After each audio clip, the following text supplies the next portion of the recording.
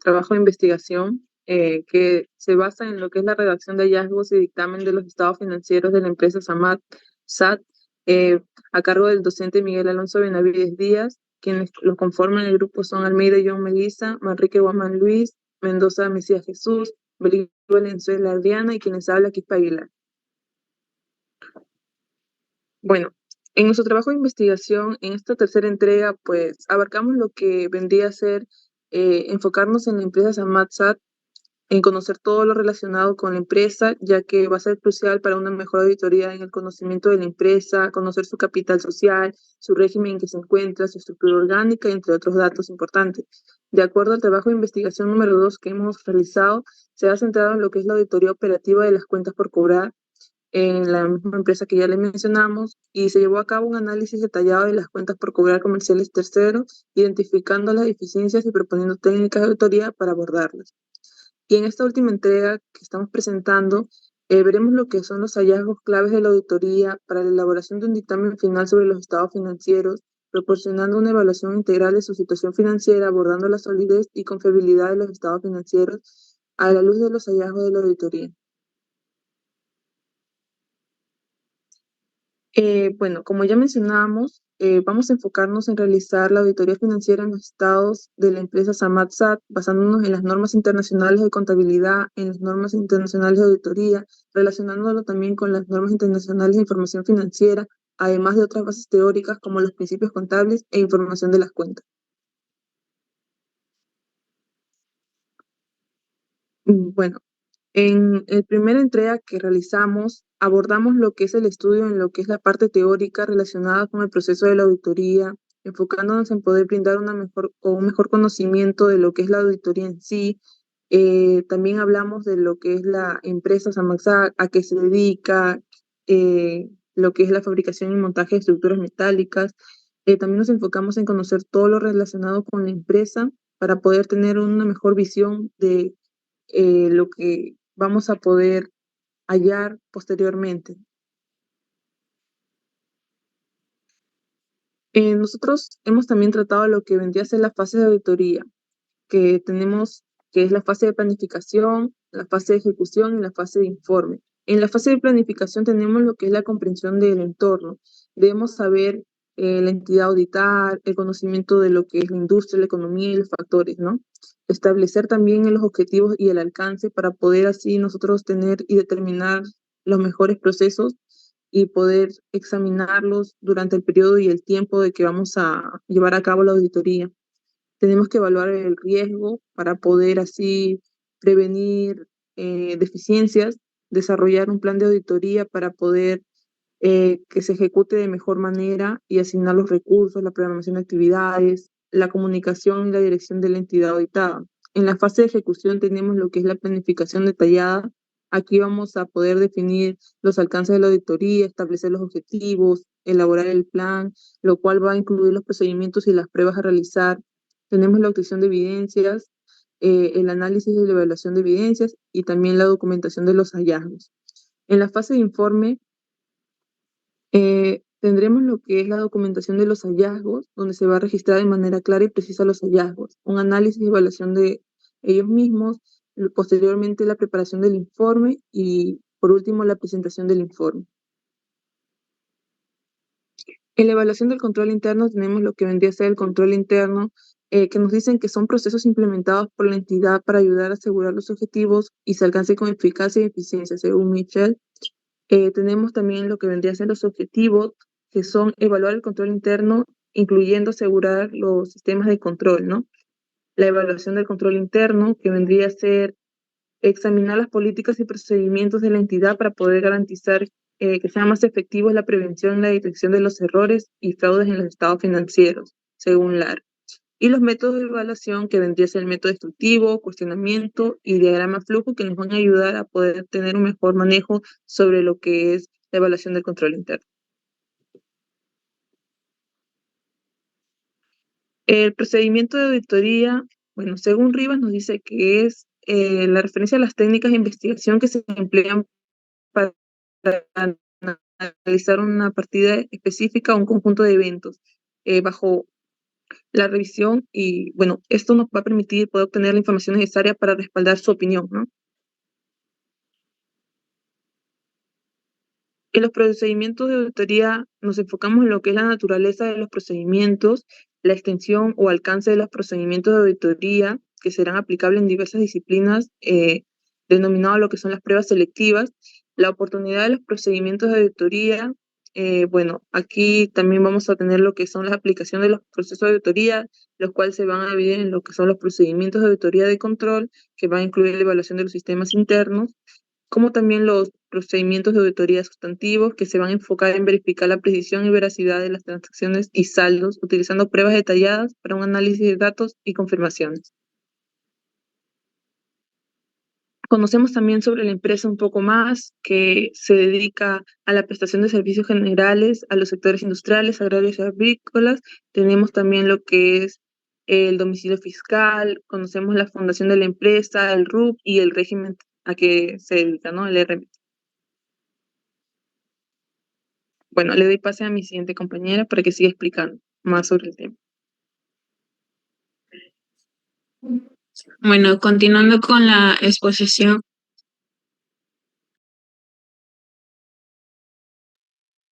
tenemos el resumen del LRPD2. Bueno, en esta segunda entrega se trató de lo que es la auditoría operativa de las cuentas por cobrar comerciales de la empresa Samdap. Bueno, aquí se habló todo lo que iba a estar relacionado con los antecedentes, tanto a nivel nacional como también a nivel internacional. De alguna manera, para poder evidenciar cuáles van a ser o cuáles fueron aquellas deficiencias en la gestión de las cuentas por cobrar comerciales, como la falta de políticas de organizaciones y deficiencias del control interno. También se tocó el punto a nivel nacional, el cual pues se destacaron carencias en supervisión, planificación de auditorías y la definición de funciones del personal. Bueno, aquí también se analizaron políticas internas y control interno, de alguna manera identificando así las deficiencias y proponiendo algunas técnicas de auditoría. Bueno, aquí la auditoría de las cuentas por cobrar comerciales, la auditoría podemos decir que es un proceso crítico que busca de alguna manera evaluar la integridad y exactitud financiera para que se pueda realizar la eficacia de la gestión de las cuentas por cobrar de una entidad. Algunos pasos para tomar en cuenta fue la planificación, la evaluación de políticas y procedimientos, hacer un análisis de los clientes como también de sus cuentas, cuáles han sido sus procedimientos sustantivos, cómo ha sido la revisión de la documentación legal, como también la evaluación del control interno y también la presentación y el seguimiento de los resultados.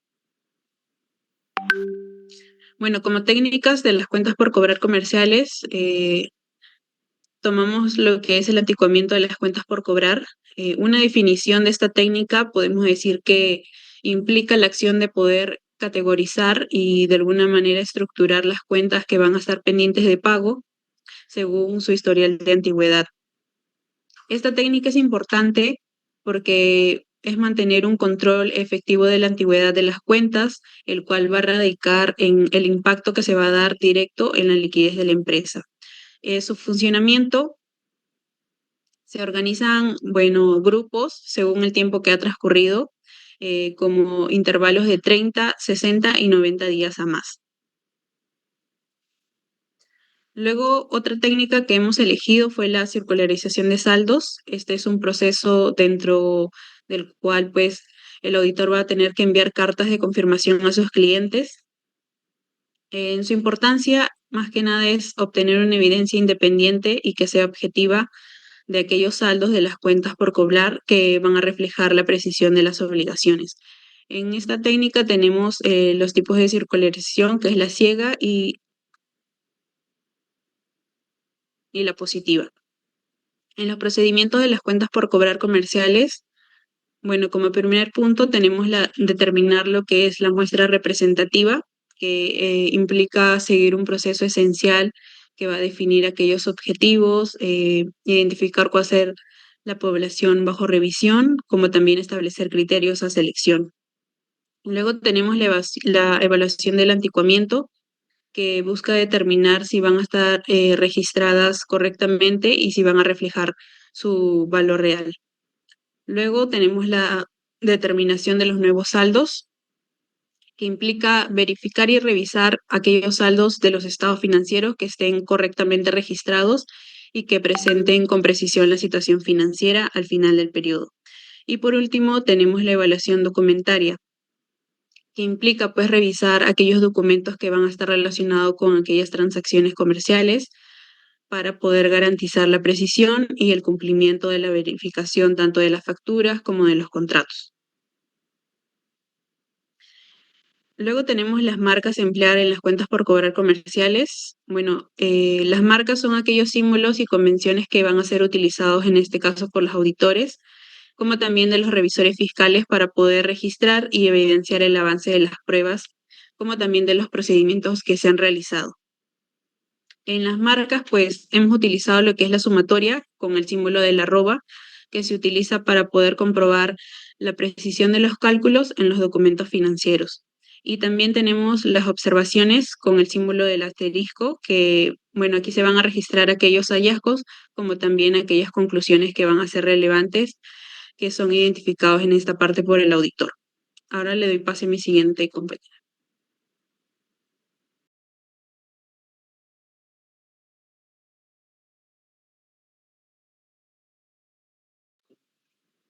Continuando con la exposición, está la NIA 260, comunicación con los responsables del gobierno de la entidad.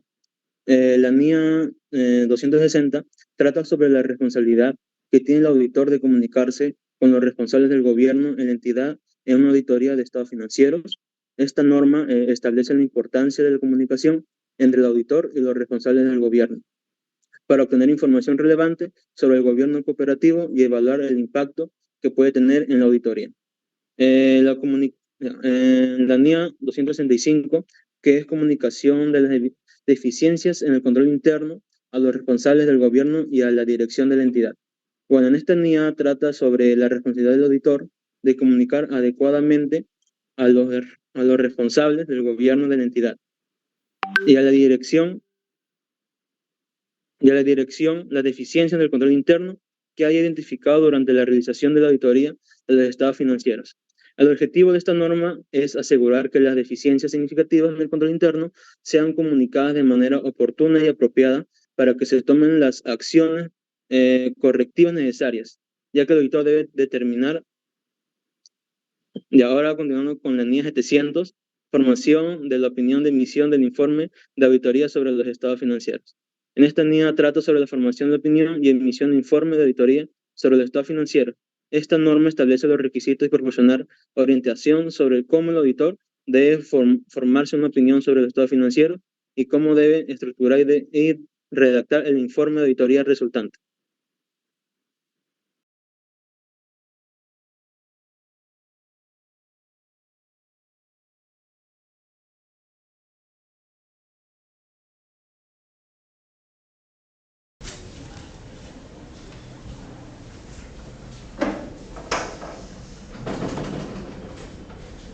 Continuando con la exposición, vamos a hablar acerca de los componentes del proceso en la empresa SAMAT. Bueno, los componentes del proceso que se ha determinado en esta empresa que estamos auditando, de acuerdo a sus políticas establecidas, son los siguientes, ¿no? Son 10 actividades las que realizan en el área de créditos y cobranzas. Por ello tenemos que evaluar la solvencia de los clientes, decidir si se conceden o no los créditos, supervisar el progreso de los pagos y asimismo realizar los cobros y dar seguimientos a los créditos, gestionar el pago de la factura a 120 días mediante factoring y comunicar al área contable sobre las comisiones por factoring. Entonces, estas son las 10 actividades que la empresa desarrolla en la actividad de créditos y cobranzas. Ahora vamos nosotros, de acuerdo a un proceso de evaluación, vamos a determinar qué áreas realmente realiza el encargado, si realmente se está cumpliendo o no. Por ejemplo, el encargado dice que solamente se cumple 7 actividades las que se reflejan ahí, ¿no? Evaluar la solvencia de los clientes, decidir si se conceden o no créditos. Esto no quiere decir que 3 de ellos no lo está realizando, ¿no? Entonces, Como primer paso tenemos que determinar de los componentes del proceso el área de créditos y cobranzas.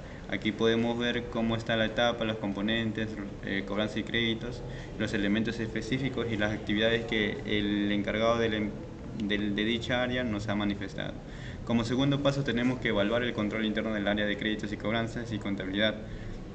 Entonces, para llevar a cabo esta realización hemos nosotros analizado pues qué actividades realmente el responsable de dicha área lo está realizando, ¿no? Y podemos ver estas 7 actividades nada más.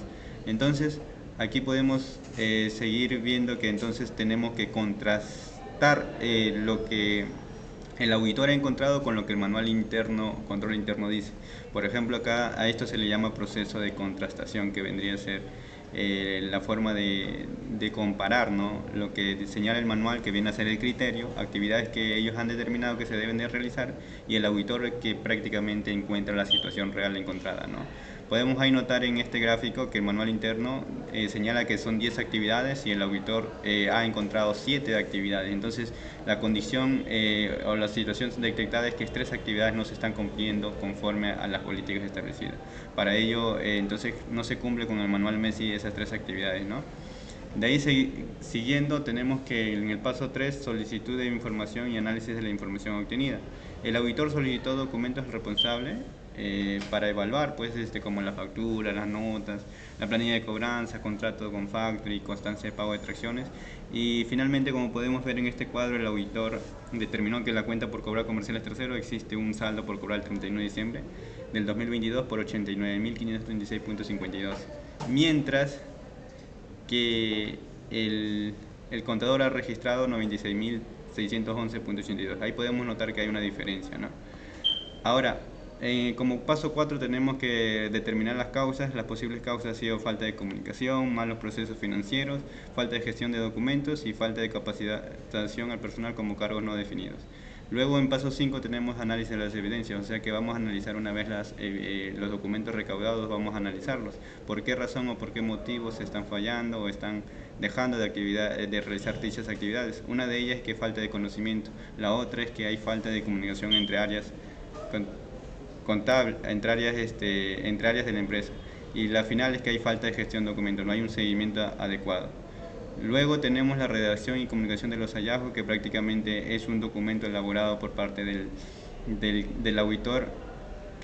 Como título tenemos la falta de cumplimiento del procedimiento de las cuentas por cobrar, donde vamos a detallar prácticamente y vamos a dar nuestro criterio, nuestras causas, nuestros efectos y la recomendación a los posibles hallazgos que se han encontrado. Luego solicitamos a su misma vez el descargo de la empresa. En este caso tenemos este es un modelo de descargo donde finalmente ellos nos van a responder y están asumiendo la responsabilidad de la misma, ¿no? Luego tenemos lo que es un dictamen y a continuación le voy a dar a mi compañera el paso. Continuando con la exposición,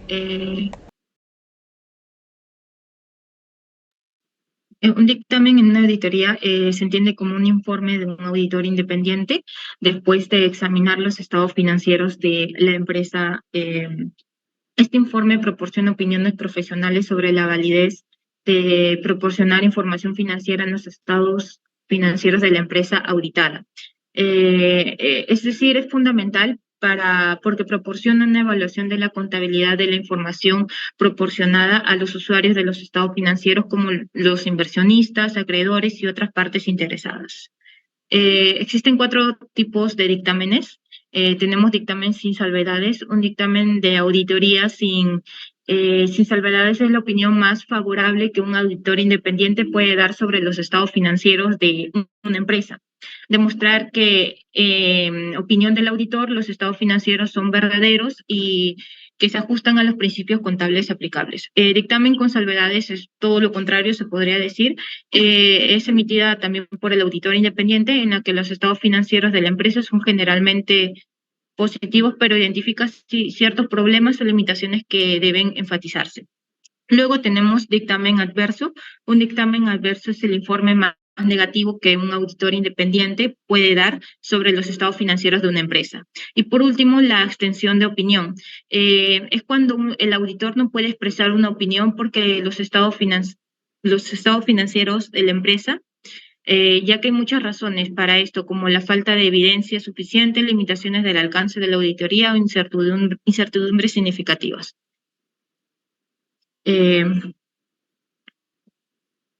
Siguiente.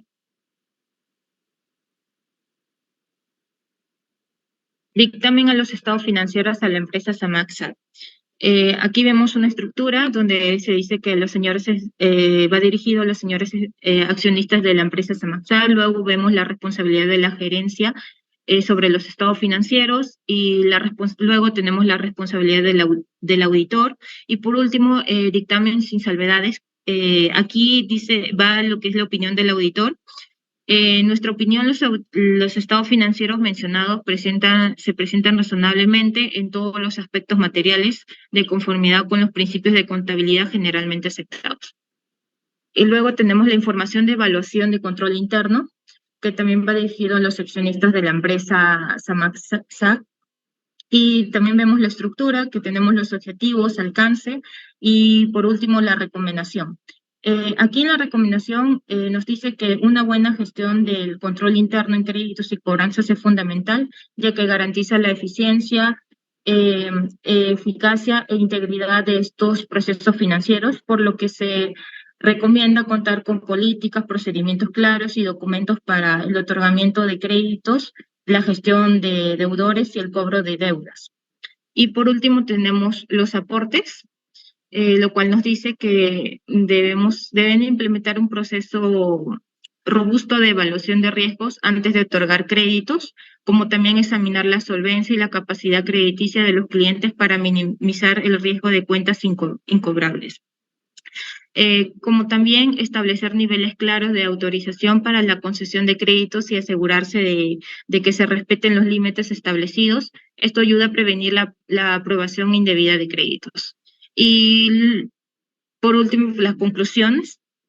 Concluimos que establecer un buen proceso y planeamiento de las auditorías es esencial para que los resultados y el desarrollo sean más efectivos y certeros, así también como tener en cuenta las normas de auditoría e internacionales y las NIA son vitales para tener mejores bases con relación a la información y mejor desempeño ético y profesional como auditores. Y como recomendación, tenemos que para obtener un buen resultado de la auditoría se tiene que seguir los pasos que establezca el equipo de auditoría teniendo en cuenta las normas contables, éticas y políticas. Además es importante conocer la empresa de manera física, como en la parte documentada, utilizando los métodos de observación, cuestionamiento y flujodrama. El elaborar de manera correcta los componentes del proceso harán que el auditor disminuya riesgos en la auditoría. Gracias. Esto ha sido la exposición por parte del Grupo 3.